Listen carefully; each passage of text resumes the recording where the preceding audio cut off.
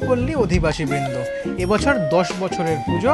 বিগত কয়েক বছরে আমরা দেখেছি কখনো পাঁচমুড়া গ্রামের মাটির কাজ, কখনো আবার জেলেদের গ্রাম। বারবার নজর কেড়েছে এই ক্লাবের পুজো, আর এবছর তাদের বেশ কয়েকটি লোককলা তারা তুলে ধরছেন।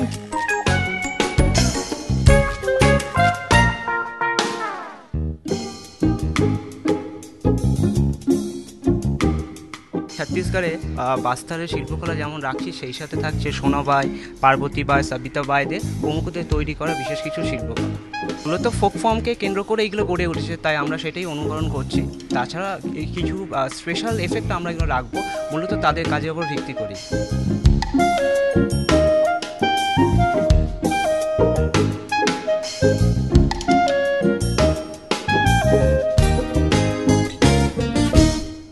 গোটা মণ্ডপে আমরা দেখতে পাচ্ছি যে কোথাও রিলিফের কাজ, কোথাও রঙের ওপরেও কাজ হচ্ছে, মাটির যেরকম কাজ রয়েছে সেরকমভাবে লোহার ওপরেও কাজ রয়েছে। সঞ্চয় মিত্র, এবিপি আনন্দ, কলকাতা।